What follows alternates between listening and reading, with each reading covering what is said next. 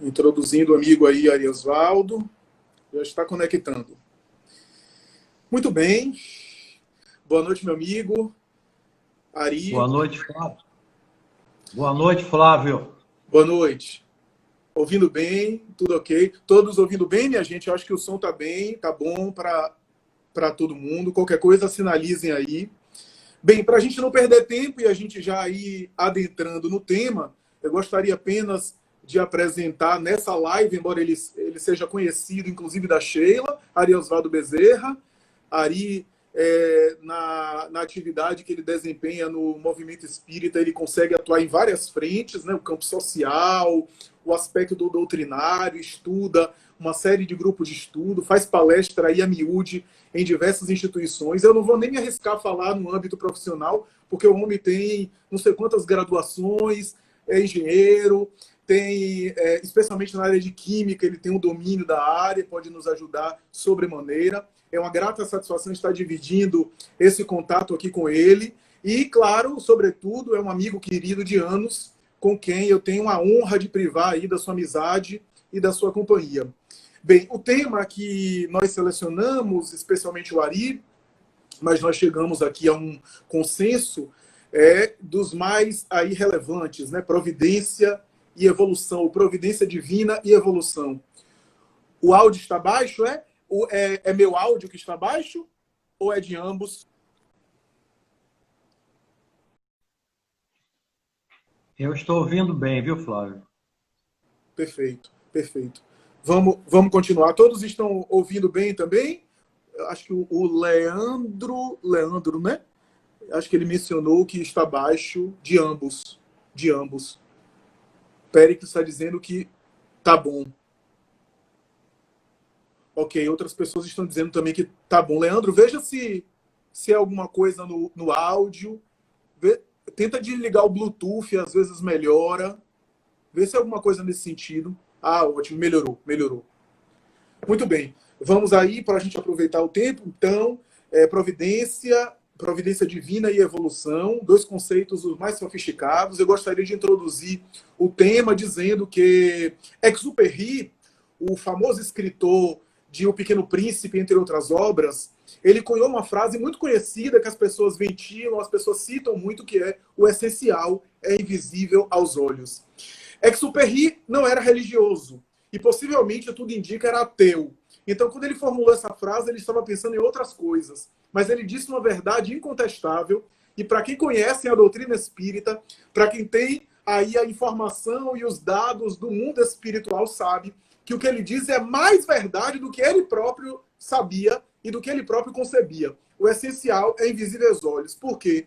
Porque grande parte das coisas que gerenciam, que coordenam e sobre a qual a nossa vida está subordinada é invisível às nossas percepções materiais. E uma dessas questões magnas é a questão da providência divina. A providência divina e a expressão providência me é muito interessante, porque Allan Kardec, quando estuda essa questão em A Gênese, vai esmiuçar a questão da solicitude do Criador, a providência do Criador, que é um dos aspectos mais sofisticados e mais interessantes da obra espírita. Mas poderíamos resumir aqui o texto de Kardec, que é fabuloso, dizendo que Deus, de toda a criação, Deus é o mais invisível de todos. É aquele que nunca aparece. É aquele que nunca se manifesta. É aquele cuja ação sobre nós se manifesta das mais variadas maneiras. Eu poderia dizer que Deus é o mais humilde de todos, porque ele nunca aparece. Ele nunca se manifesta. Ele nunca se destaca. Ele sempre se manifesta e age por meio dos seus obreiros, da sua obra, da sua criação. E é interessante perceber isso porque a providência divina se manifesta de uma maneira muito sofisticada e inteligente, sobretudo no aspecto da evolução espiritual. E aqui eu gostaria de comentar dizendo que a evolução espiritual é um dos aspectos mais sofisticados que eu pessoalmente entendo na doutrina espírita. Uma das coisas mais sofisticadas que eu vejo na proposta espírita é a ideia de evolução espiritual. Porque a evolução espiritual que a doutrina espírita ensina é muito diferente de progresso histórico, de evolução social, de desenvolvimento social e até mesmo de evolução antropológica nos moldes de Charles Darwin. A evolução espiritual é um processo muito complexo, muito sofisticado, e que às vezes se opera de maneira invisível aos nossos olhos. Passa despercebido que a evolução está se dando. Quantas vezes a gente ouviu de pessoas dizendo ao longo dos tempos que a humanidade está piorando, que a humanidade está caminhando para pior, que nunca houve um mundo tão pior, sem perceber que, embora às vezes aparentemente piorando por fora, os espíritos nela inseridos estavam melhorando por dentro. Evolução espiritual merecia, inclusive, uma live específica para a gente examinar, porque é um conceito muito sofisticado, mas eu poderia dizer, encurtando aqui o meu discurso, que um dos recursos mais sofisticados da evolução espiritual, e isso quem diz é Joana de Ângeles, no último capítulo da obra Nascente de Bênçãos, uma obra, e esse capítulo se chama Providência Divina. Ela vai falar que um dos recursos mais sofisticados que a Providência Divina utiliza para essa evolução espiritual se chama missionários espirituais que reencarnam.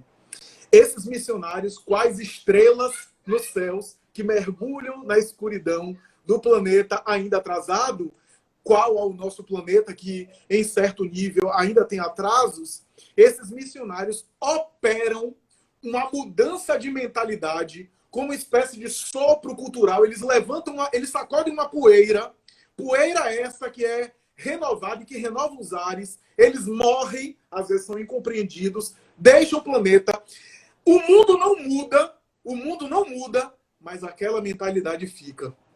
E aquela mentalidade vai mudando aos poucos e, de repente, nas próximas 3, 4 gerações, aquele ideal que foi cultivado por aquele missionário e que aparentemente tinha morrido, parece ressurgir e parece se tornar automático, ensinado de pai para filho. Foi assim com Gandhi e seus ideais de não violência, foi assim com Jesus Cristo, o máximo nesse sentido. Até mesmo nos ideais materiais, nos ideais materialistas, tem a mão da providência divina por detrás. Por exemplo, Max Weber, o famoso sociólogo, um dos pais da sociologia moderna, na obra A Ética Protestante e o Espírito do Capitalismo, ele vai dizer o seguinte, grosso modo, essa é uma das obras mais importantes do século XX, uma das obras clássicas que funda a sociologia moderna.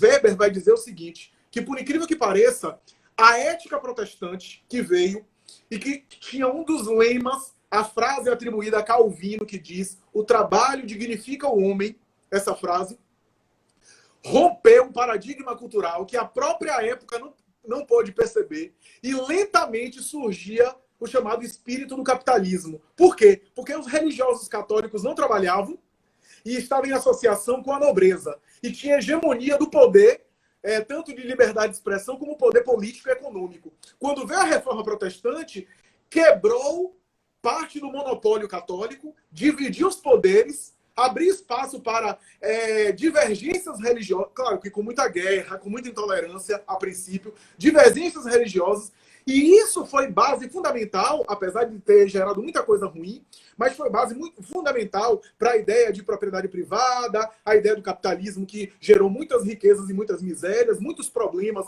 mas também muitos avanços, e com todas as imperfeições, deu o surgimento da modernidade e foi base fundamental para uma série de coisas que a gente não imagina. Max Weber discute na sua obra e Hermínio de Miranda mais tarde vai retomar esse assunto dizendo que graças à reforma protestante a gente teve um debate religioso que fundaria mais tarde as liberdades de expressão que alcançariam o máximo no iluminismo francês, em toda aquela liberdade de expressão, e sem isso não haveria espiritismo. Sem essas liberdades, sem essa quebra do poder católico romano, sem essa divisão e essa pulverização da sociedade. Ora, então aqueles missionários, mesmo que de maneira não, em alguns momentos cometendo equívocos, Calvino, Lutero, Wycliffe e Melanchthon e tantos outros da Reforma Protestante, que gerou, sem saber, o espírito do capitalismo e mais tarde as liberdades democráticas, gerou, portanto, impulsionou, sem o saber, sendo braços da providência divina. E por que eu estou dizendo isso? Porque os missionários geram uma espécie de mentalidade, a princípio, um sopro cultural. A princípio, parece que não vai dar resultado nenhum. Eles desencarnam e só com o tempo aquela ideia vai fermentando, aquela semente vai sendo produzido e vai gerando o seu efeito. Por isso que eu digo, evolução espiritual não é um negócio simples, é um negócio complexo. E a providência divina está o tempo todo atuando sobre nós, sobretudo naquilo que é invisível aos olhos e que, como diz Exupéry, o essencial é invisível aos olhos, operando no coração das criaturas para depois mudar o mundo exterior para fora. Então, Ari, eu queria agora passar a palavra para você discorrer sobre o tema e dizer que a evolução realmente é um conceito profundo, um conceito belíssimo da doutrina, e a ação da providência o tempo todo sobre nós, especialmente nos dias atuais, Ari, nos momentos atuais, deve nos sensibilizar muito, né? Deve fazer a gente reforçar essa conexão com essa providência que nos ajuda, não é mesmo, Ari? Exatamente. Quando você me convidou, Flávio, nós falamos assim, nós gostaríamos de falar sobre esse assunto e começamos a discutir e nós não sabíamos qual era o título. Inclusive o Jorge, que eu não sei se está nos assistindo, mas o Paulo, foi eles que até contribuíram para o título do tema de Previdência Divina e Evolução. E se encaixou como uma luva. Se encaixou como uma luva. Mas eu antes gostaria de dizer o seguinte, você me fez uma apresentação aí, e eu gostaria de dizer o seguinte, que você foi que me convidou há 7 anos atrás, me incentivou a fazer palestra. E eu disse para você que eu não estava preparado. Aí você me disse assim, se nós esperarmos a hora de estarmos preparados, o trabalho não se inicia. E depois Suzana, lá na Mansão do Caminho, me apresentou a Celso, e Celso, há 7 anos atrás. Eu não gosto de ser anunciado como palestrante, eu sou expositor. Outro dia eu estava pensando, antigamente existiam os discípulos e os apóstolos, e hoje existem o quê? O que é que nós somos? Aí eu fiquei pensando, na realidade nós somos discípulos, somos aprendizes. Somente que dentre os aprendizes, tem uns que estão no nível primário, outros estão no secundário, outros estão no 2º grau, na faculdade, no doutorado, e às vezes o professor pega algum aluno para ser monitor, né? Então nós estamos aqui como monitor, eu não sei em que nível cada um está, mas é importante que faça bem aquilo que lhe cabe. Você foi perfeito aí, porque tudo que nós vamos falar aqui, Jesus resumiu na palma da mão. Todos esses conhecimentos que nós estudamos, Jesus resumiu na palma da mão. Por isso que ele era acessível ao pescador, ao agrícola, ao que plantava, ao que colhia. Porque é interessante, eu até fiz uma imagem assim de um cone, de um funil de cabeça para baixo, aonde Jesus colocou todas as leis, todos os profetas estão aqui, só numa lei, na lei do amor. Faça ao próximo o que você gostaria que ele fizesse, que é o resumo da lei do amor. Amar a Deus sobre todas as coisas e ao próximo como a si mesmo. Então, à medida que nós vamos aumentando o nosso conhecimento, essa área daqui do cone, ela vai aumentando e nós vamos vendo que os ensinamentos de Jesus têm algo mais. Quer dizer, à medida que nós vamos aumentando nosso conhecimento, parece que os ensinos de Jesus vão crescendo. Não é ele que cresce, é nós que crescemos e começamos a... Então, você foi perfeito quando você deu um exemplo de um ateu, você falou de Deus e da humildade já, da evolução, você chamou Charles Darwin, e disse que nós precisávamos de várias lives para analisar cada palavra dessa, cada palavra.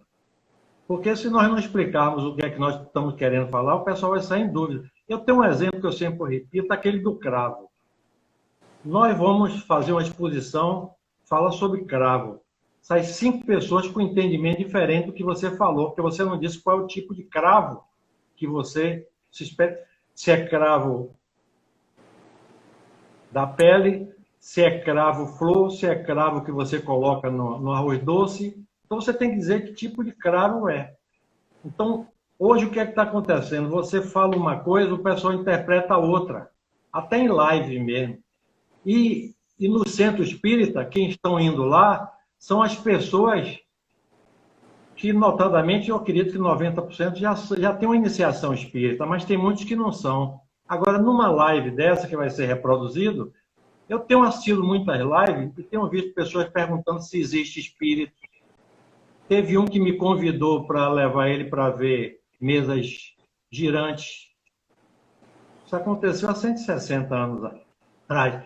Então, a gente fica assim, como é que nós vamos falar para a maioria das pessoas? Fazer uma conversa mediana. No caso da providência, quando nós colocamos providência, eu fiquei pensando, é providência ou previdência? Tem até a previdência social, né? Porque previdência é conhecimento antecipado. Providência é uma disposição antecipada dos fatos. Mas aqui nós vamos considerar como ou um conjunto de princípios de uma religião ou o poder supremo. Você já colocou isso já na sua abertura. E a evolução, ela pode se dar no campo material, ela pode se dar no campo espiritual, mas nossa abordagem aqui, nós vamos tratar de evolução no sentido de evolução contínua dos seres e dos mundos. É essa a nossa proposição hoje. Nós queremos apenas dar uma moldura para quem não está assistindo, para as pessoas trabalharem dentro dessa moldura que é um frame. Porque existem informações para lá e para cá que nós não sabemos. Nós sabemos que o princípio inteligente está avançando, né? Pelo reino mineral, animal, hominal, angelical, mas a gente não sabe até onde vai, para cima. E para baixo a gente não sabe de onde nós viemos. Nós temos informações tanto da ciência convencional quanto das revelações. O que é ciência? Se a gente for levar em consideração aqui a inquietação humana, diante, por exemplo, da percepção e da compreensão dos objetos, dos fenômenos que nos cercam, a gente pode considerar a ciência muito antiga. Ciência é saber. Você tem ciência que Flávio está fazendo uma live mais tarde, às 20 horas. Então, nós não vamos entrar aqui em detalhe do pensamento científico cético, né? Porque o pensamento científico cético, ele colocou o que é observado pelos nossos sentidos físicos como superior às ideias, não foi isso? Então, nós vamos aqui apenas considerar o fato de que a ciência convencional se ocupou da matéria, se ocupou do que é visível, se ocupou do que é ponderável. Agora, as questões metafísicas, que além do físico, elas foram tratadas sempre pelas filosofias e religiões. Mas quem foram as filosofias, quem foram as religiões e quem foram as ciências? A gente sabe, por exemplo, que nós aprendemos pelas duas asas, pela experimentação e pelas revelações, que nós podemos dizer que é divino, alguém pode não concordar, não é isso? Mas quem negar essas revelações não sabe que está negando os 10 mandamentos. Nem um judeu que não é cristão, ele não pode negar. Então, as experimentações elas ocorreram inicialmente no âmbito das ciências. E as revelações, notadamente, elas tiveram caráter espiritual, não é isso? E ficaram no âmbito das religiões, não é isso? Agora, as religiões primitivas, ela teve uma evolução natural. As religiões, ela teve um desenvolvimento natural, independente dessa ligação que nós fazemos hoje com a moralidade e com as influências espirituais, não é isso? O homem criou um conceito primitivo de religião, sabe de quê? Dos medos dele e por meio das ilusões.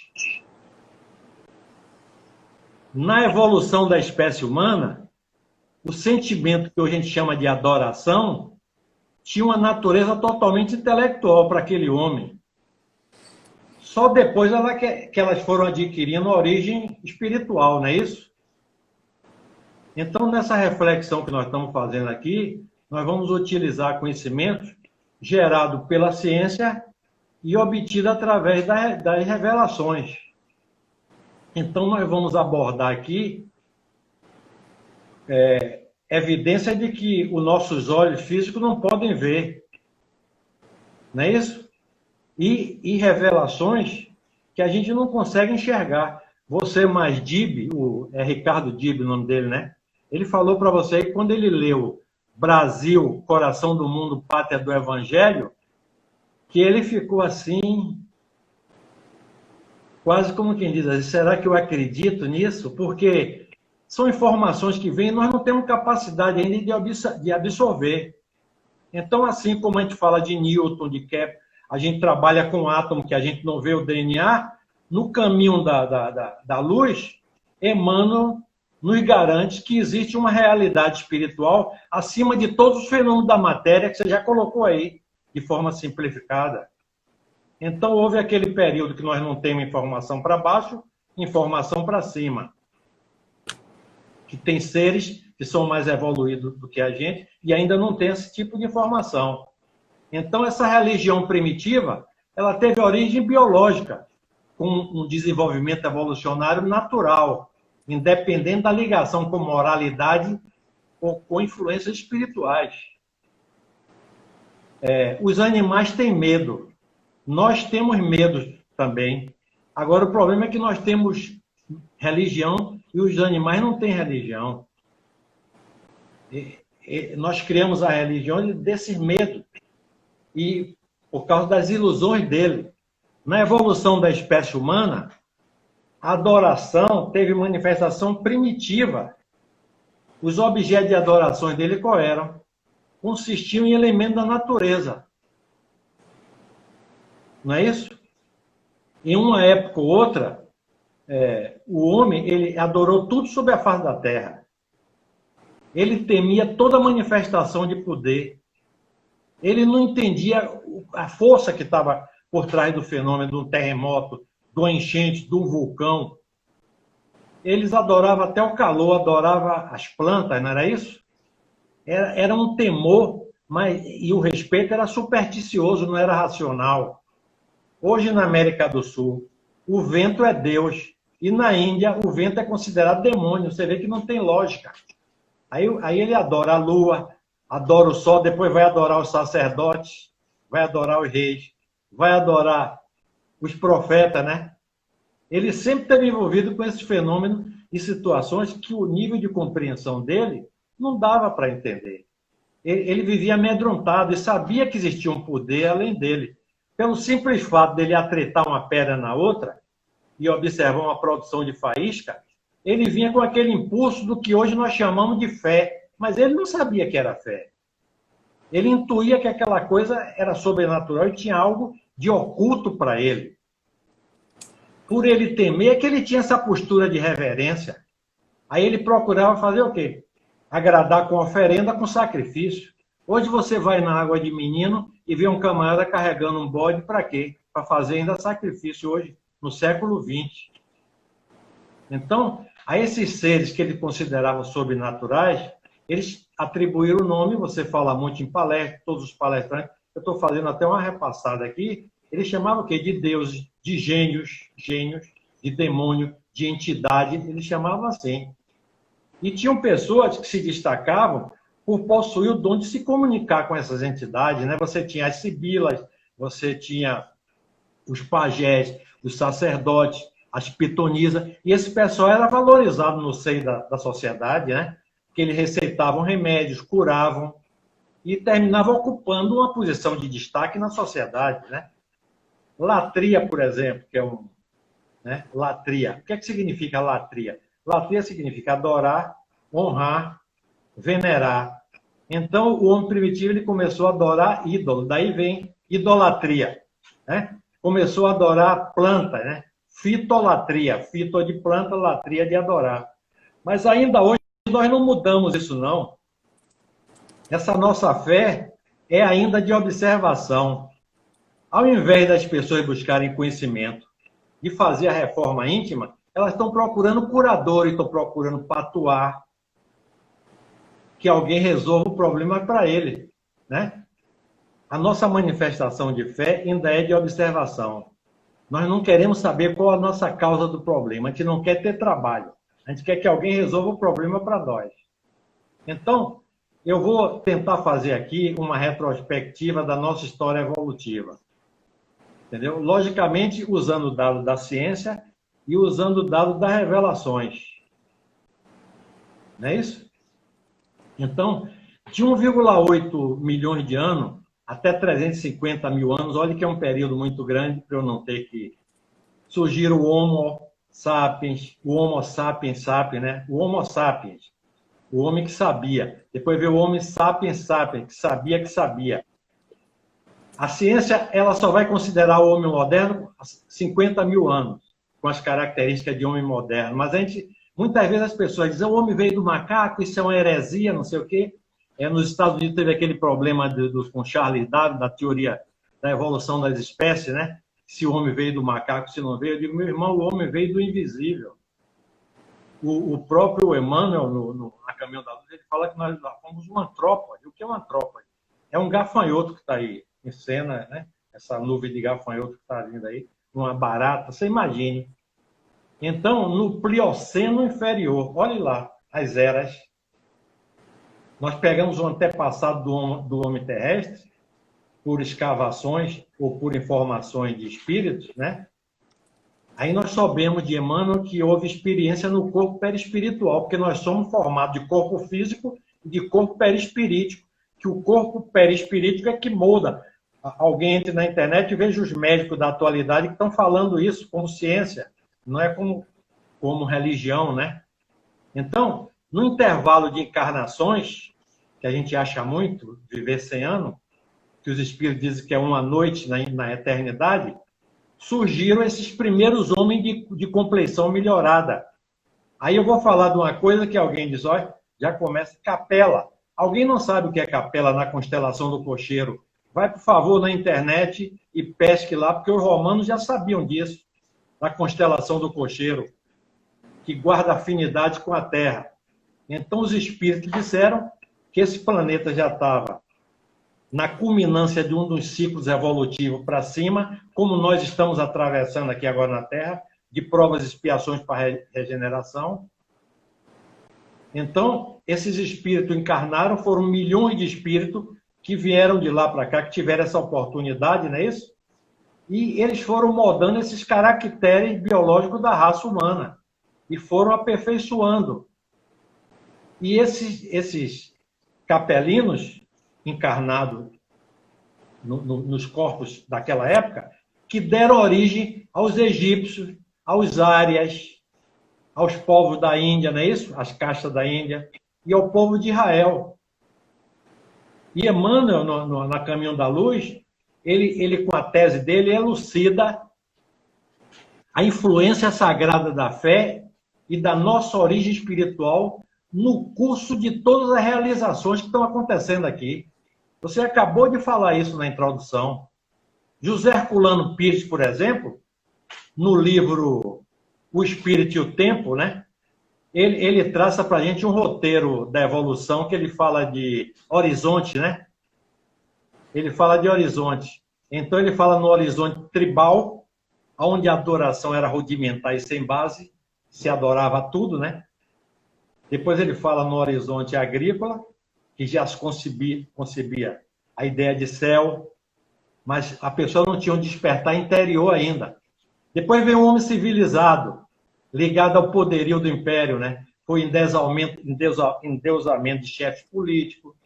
O monarca era senhor absoluto do povo e era tido como Deus. Diz que foi um atraso de pompa, mas foi de muito atraso. Depois vem aquele horizonte que ele chama de profético. Inclusive, eu estava olhando qual é a diferença de discípulo para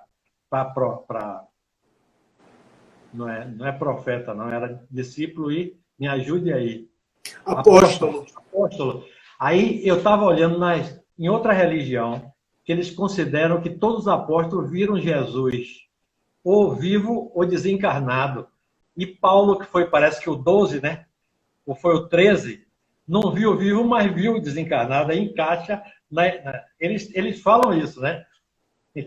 Então, o que é que acontece? No horizonte espiritual, já se pôs por terra muitas ideias errôneas.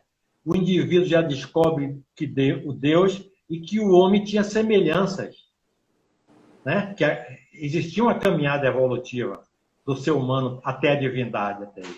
E Jesus depois vem dizer o quê? Que vós sois deuses. Não é isso? o Arthur Conan Doyle, que o pessoal conhece ele muito, como ele criou aquela figura do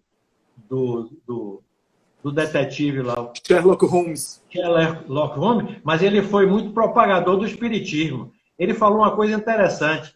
Ele diz assim: é impossível se fixar uma data para as primeiras aparições de uma força inteligente exterior influenciando nas relações humanas. Porque isso já vinha desde a época das cavernas, você não tem dados. Hoje, a história que nós conhecemos aqui, eu estou sabendo que eles dividem a pré-história e a história. A pré-história é onde não tinha escrita. Estão descobrindo agora que existe uma civilização que já se escrevia e já tinha ciência. Você imagine quanta coisa a gente tem para aprender. Então, existe muita realidade que os nossos olhos físicos não conseguem ver, né? Existe essa realidade espiritual que Emmanuel fala no Caminho da Luz, que você falou exatamente na introdução. E se a gente for analisar, a gente vai ver que existe uma cronologia nas revelações e uma sequência de fatos. Isso não pode ser por acaso. Senão, você quer ver uma coisa? O que é que Emmanuel fala no Caminho da Luz? Quando a Terra se preparava para sair do caos das civilizações primitivas, nos enviaram Moisés. O que é que significa Moisés? Saíram das águas. Quem assistiu os 10 Mandamentos viu que ele vem numa cestinha com água no fundo do Palácio do Faraó e tiram ele das águas. E ele foi o condutor de um povo para traçar uma linha para um novo mundo. Então, quando se diz assim, que é o povo de Israel, a espiritualidade diz, entre aspas, é toda a humanidade, não é o povo de Israel. Vão mudando essa concepção.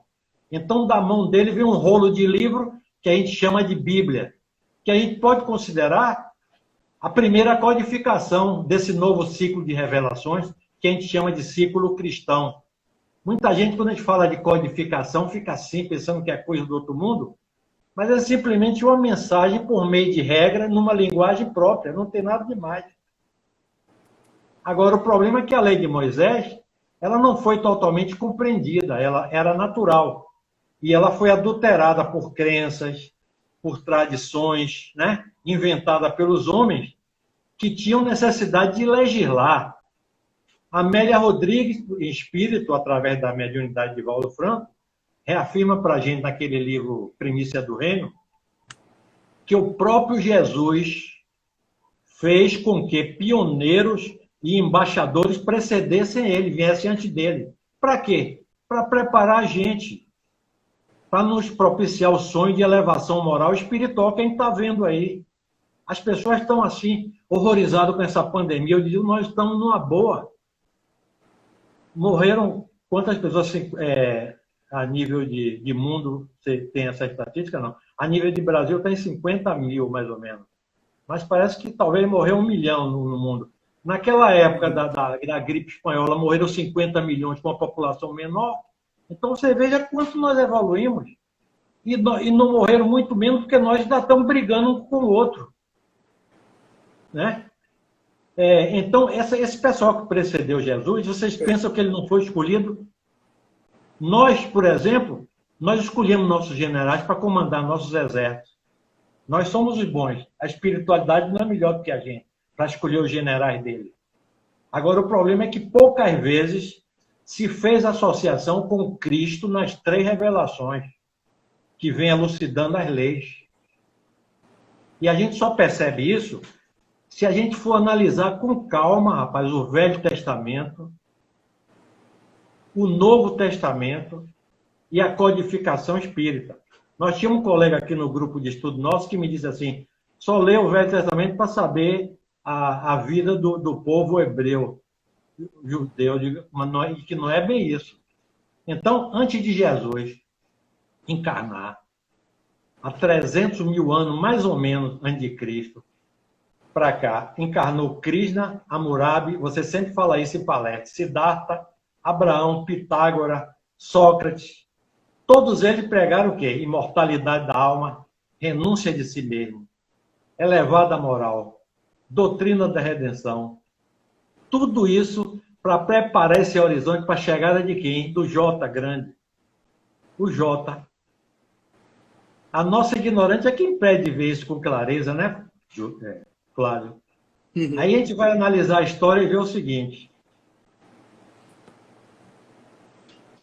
3.400 anos atrás, o povo hebreu vivia subjugado ao povo egípcio. O povo egípcio dominava a ciência e dominava muito a espiritualidade. Eles eram orgulhosos, né? E viviam muito sob a influência da ciência, tanto da ciência física como da ciência espiritual. Porque os sacerdotes admitiram o politeísmo, mas ele sabia do Deus único já. Ele não quis agredir, como Jesus também não fez. Então, eles eram tão poderosos que eles mantinham todo o povo hebreu escravizado. Agora, os hebreus tinham uma contrapartida fantástica. Eles eram monoteístas, acreditavam num Deus só. E não é à toa que Moisés surge lá dentro. E depois Jesus também. E as tábuas dos 10 mandamentos vêm na mão de Moisés. Somente que Moisés teve necessidade de derivar essas leis para 613 leis. Ele aí começa a divulgar leis que eram divinas como leis civis. E teve que apresentar um Deus disciplinador, com ira, vingador. Né? Ele apresentou leis para ser o quê? Temidas. Né? Então, 1.500 anos depois, esse mesmo povo estava subjugado a romanos. Entre Moisés e Jesus, 1.200 anos. Aí Salomão constrói o primeiro templo de Jerusalém. Eu estou dando um frame assim para a gente depois se situar. Você disse, todo assunto que a gente colocar aqui é um frame para as pessoas desenvolverem depois de estudar, não é isso? Então, entre 700 e 580 a.C., Judá é conquistado pela Babilônia, não é isso? Aí os judeus são exilados. Em 538, mais ou menos, tem um retorno dos judeus para a Babilônia. Aí reconstrói os templos. 63 a.C., ela é capturada por Roma, o general Pompeu. Aí nasce Jesus. Numa época em que os direitos pertenciam o quê? Aos dominadores. As pessoas não passavam de um animal de carga. A força era a lei. Não havia a força da lei. E no livro A Caminho da Luz, ele narra que Alexandre Magno conquistou o mundo e Júlio César, ele fala isso mesmo, atrelou os seus pulsos ao carro da destruição e se alçou à condição de divindade. Os deuses, os Césares eram deuses. Uma visão totalmente temporal, né, Flávio?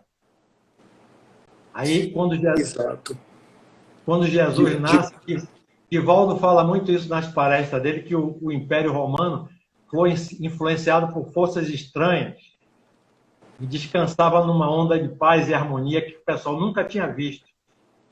A alma coletiva do Império, né, nunca teve tanta estabilidade. Aí Jesus nasce numa manjedoura. Para quê? Para ensinar a gente que é a criatura que ilumina o berço. Não é o berço que constrói a criatura. Todas as ações dele nos ensinam alguma coisa. Ele era esperado por aquele povo escravizado, né? E a sociedade da época era dividida entre o quê?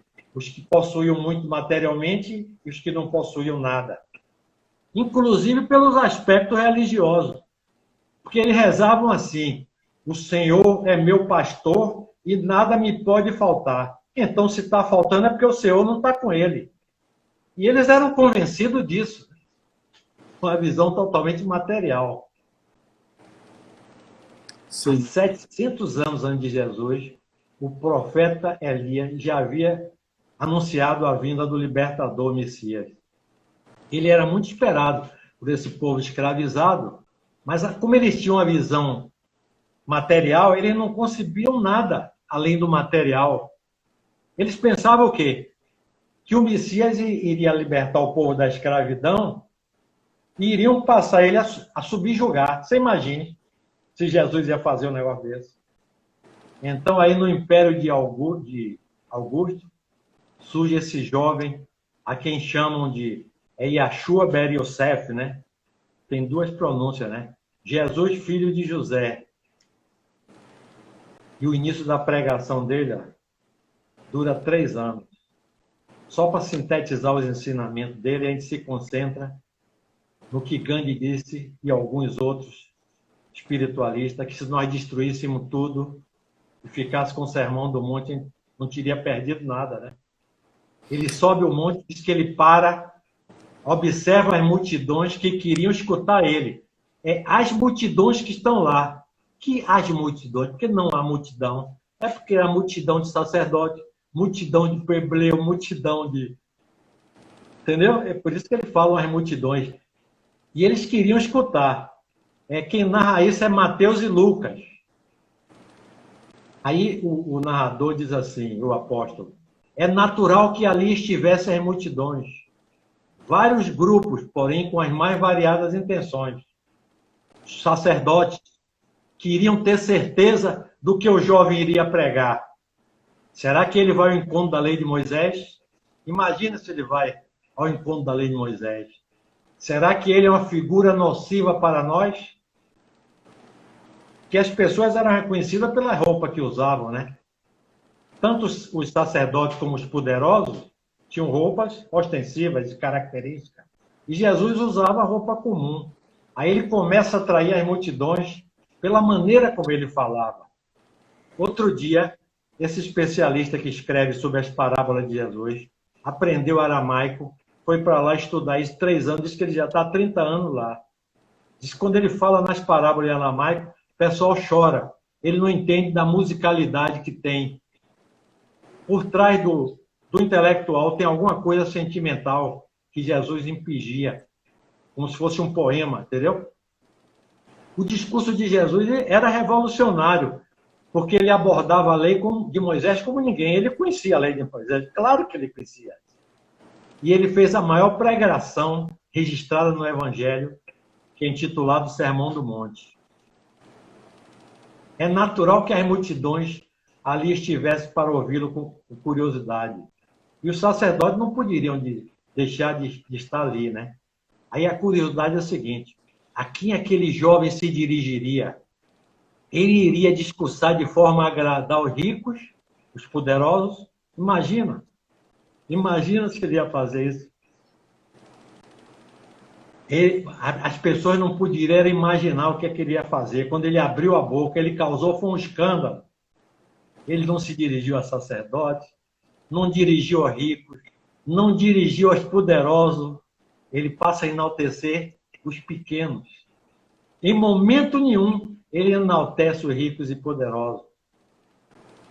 Isso a gente falando agora não tem impacto, mas naquela época era um escândalo. E Jesus profere o mais longo e o maior documento e guia moral para a humanidade. Essa mensagem que a gente quer deixar aqui para eles estudarem mais um pouco o que é o Evangelho e o que é esse sermão. Porque a humanidade naquela época já havia alcançado um certo nível de ensinamento, sobretudo pelo exemplo que Jesus estava dando. Ele retoca a lei de Moisés e começa a aprofundar. Você se lembra que sempre o sacerdote pergunta, você é contra a lei? Não, eu vim aqui para fazê-lo cumprir. Mesmo assim, grande parte dos judeus não entendeu e continuaram com a lei mosaica. Aí eu vou fazer um parênteses aqui. Você já ouviu falar em Jacques Dassa e Andrea Kogan? Não. É um palestrante fabuloso. Você precisa escutar ele. É judeu. É espírito. Como é que é judeu espírito? Ele estava em Santa Catarina e disse que ele passava em frente ao centro espírita. E dizia, o que é isso? Primeira vez. O que é isso? Curioso. Resolveu entrar. Aí o presidente da Federação Espírita de Santa Catarina estava fazendo a palestra. Sabe o que foi que aconteceu? Ele disse que meia hora ele estava apaixonado por Jesus. E que Jesus era a pedra que faltava para o quebra-cabeça dele. Rapaz, você não sabe o que está acontecendo com esse mundo, não. E essa menina, Andrea Kogan, eu vi agora antes de vir para aqui, ela estudando o espiritismo. Aí o pessoal diz, mas o judeu não fala de mediunidade. Ela diz, calma, calma, que nós estamos estudando, que existiam algumas práticas que é mais ou menos o que vocês chamam de mediunidade, somente nós não chamávamos com esse nome. Então é para você ver o que é que está acontecendo nessa época. Impressionante. Entendeu? É verdade. O que é que acontece? Os seguidores de Cristo hoje se viram divididos em denominações: católico, protestante, batista, evangélicos, espíritas. Então, enquanto aquela expectativa da época era o reino temporal, ele veio nos trazer um reino que não era desse mundo. Meu reino não é desse mundo. Está dentro de vós. Antes dele formar a equipe, o que é que ele disse para Hanan? O reino de Deus está dentro de vós. Mas as pessoas ainda não sabem.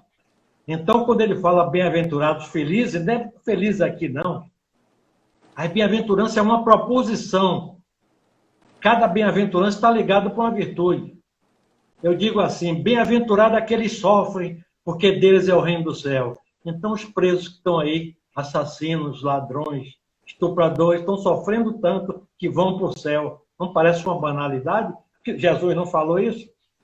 Jesus falou, bem-aventurado aqueles que sofrem, desde quando eles consigam a virtude da resignação. Bem-aventurados os pobres de espírito, depois de conseguirem a humildade. Bem-aventurados os mansos, depois de conseguirem a mansuetude. Depois das 3, você vai apelar para a justiça. Não é a justiça daqui, não. É a justiça de lá. E como é que você... Qual instrumento você tem? A oração. O pessoal não sabe o que é oração ainda direito. A gente ainda não sabe direito o que é oração. Através da fé. Os misericordiosos, quando conseguiu o perdão, as pessoas interpretam mal o perdão. Você tomou R$1.000 de minha mão. Eu lhe perdoo. Aí você diz, ele é bobo, vem e toma mais. Eu vou lhe entregar mais? Foi isso que Jesus falou? Não. Jesus está preocupado com perdão, ó. Você não engolir veneno para matar o outro. Você está com raiva de um camarada que lhe fez o mal, que está nos Estados Unidos, não está pensando em você, e você está bebendo veneno para matar ele.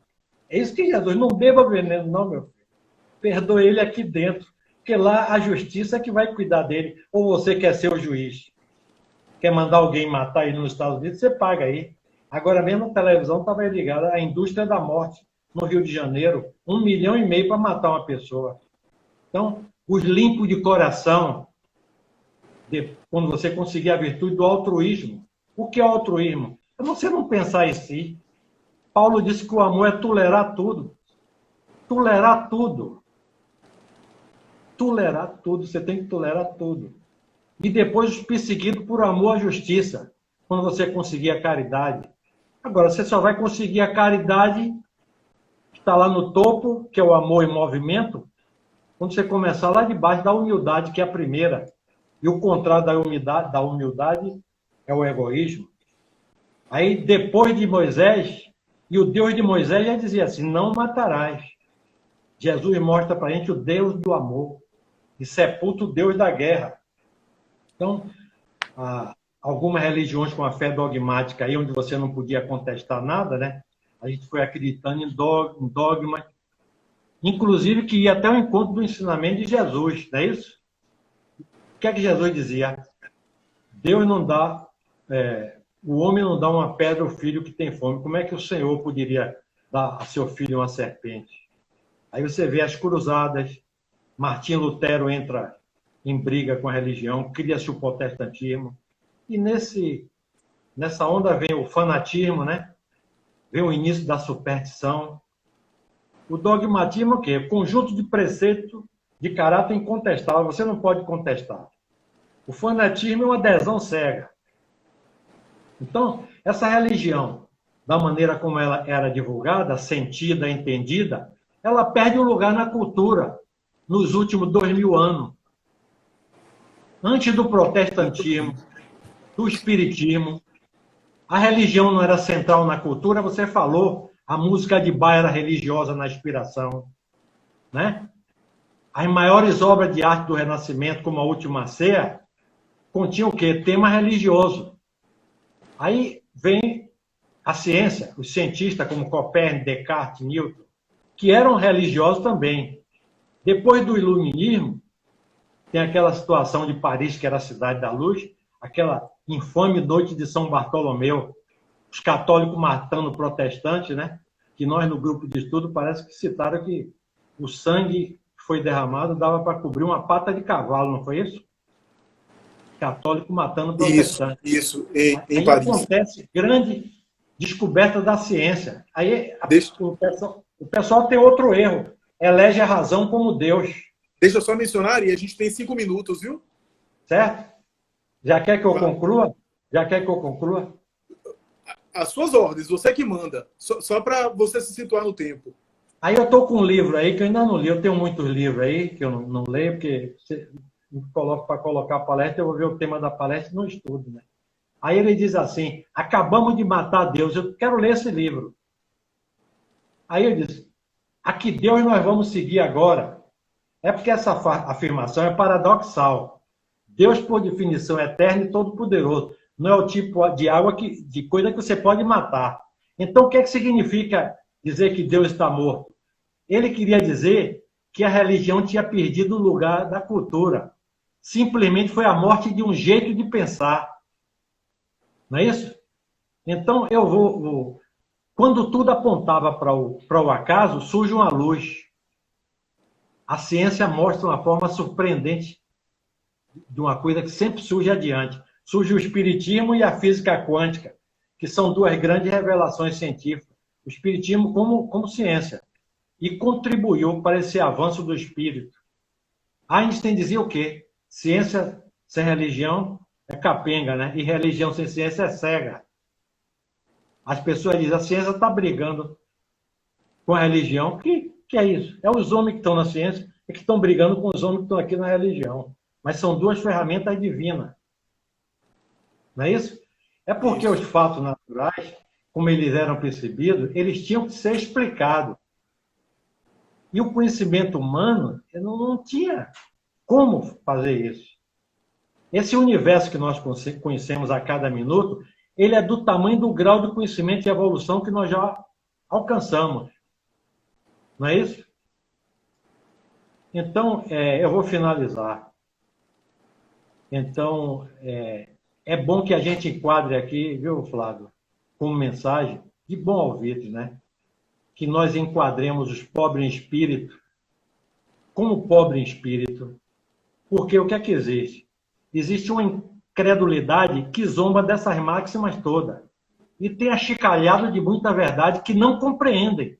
Primeiro as pessoas... Como é que a gente vai explicar espiritismo aqui, Flávio? Que Kardec levou aquele tempo todo e disse que se o espiritismo era um mar, ele estava na praia. Imagine. Como é que eu posso ensinar engenharia que o pessoal agora em 30 minutos... as pessoas estão estudando aí 20, 30 anos, passam a vida toda estudando e não sabem medicina. Um vírus que você não pesa e não vê. Está dando um banho nessa turma aí. Antigamente eles fabricavam tanque de guerra, bombas para destruir cidade. Agora um vírusinho que ele não vê está destruindo mais. Então, eles pensam que Jesus estava se referindo aos desprovidos de inteligência, quando ele estava se referindo aos humildes. Quando disse para os humildes a iluminação e não os orgulhosos. Aí o pessoal teima em confundir pobres de materialidade com humildes e ricos de posse com orgulho. Se recusam a admitir que o mundo invisível aos nossos olhos, eles se recusam a admitir e que existe uma potência extra-humana. Queira dar o nome que queira. Mas estão ao alcance de nossos 5 sentidos. Então, só para concluir, eu diria, Flávio, vamos repetir o que o mestre falou. Amai-vos, instruí-vos. Muito bom, muito bom. Deixa eu só concluir com você para o Instagram não sequestrar a gente, não retirar de vez, a gente sair, né, abruptamente. Eu gostaria de agradecer a você, Ari, pelas reflexões, pelas considerações, pela conexão que você fez com o tema, né? Muitas coisas me passaram pela cabeça enquanto você falava, né? Lembrei-me de algumas coisas de tipo o olhar da história, do desenvolvimento da história humana do ponto de vista material é limitado para compreender essa evolução espiritual, né? Marx resumia a história como sendo uma luta de classes, Freud como sendo a junção da pulsão da libido, pulsão de vida e pulsão de morte, destruição e renovação. Darwin dizia que a evolução é uma espécie de adaptação das espécies mais fortes ou mais adaptadas. Drummond dizia que a história é apenas remorso, mas esse é um olhar material, né? Um olhar que olha para o passado e não compreende que a humanidade de hoje é a humanidade de outrora e é a mesma humanidade que se renova. Do ponto de vista espírita, a gente diria que a história humana é renovação o tempo todo. Enquanto, aparentemente, para fora, como acontece agora nessa pandemia, parece que as coisas estão piorando, os seres interiormente estão amadurecendo com tudo isso, né? Só que a mudança de fora, a mudança concreta, acontece a muito longo prazo. E às vezes a gente não vê essa mudança de maneira tão assim, de chofre, tão repentina. Às vezes não vê em uma geração, né? Como os efeitos da Segunda Guerra Mundial não foram vistos naquela geração, né? Então eu gostaria de agradecer muito a você, dizer que é uma bênção essa reflexão, o pessoal do Sheila, todos aí acompanhando, muita gente comentando, Péricles, Roberta, muita gente aí falando, Jussara, Vani, Suzana, Késia, Simone, algumas pessoas aqui, eu vou acabar esquecendo de alguém, mas são muitos os comentários, e dizer que continue acompanhando a live, né? Próxima semana a gente tem uma outra abordagem. Foi uma bênção estar aí com a Ari, foi uma bênção estar podendo abordar essas questões, Ari. E peço para você, a gente tem 1 minuto, peço para você se despedir do pessoal para eu fechar a live. Eu não vou me despedir, não. Eu vou dizer até logo aí, dar um abração na turma que está nos assistindo aí. Muita saudade aí da turma do Sheila. Beleza, amigos? Semana que vem, As Faces da Intolerância, com Eugênio Borsatti, que é palestrante, inclusive, da casa. Ok? Um abraço a todos. Um abraço, meu querido. Um abraço, Ari. E até a próxima. Obrigado a vocês. Eu é que agradeço. Eu que agradeço.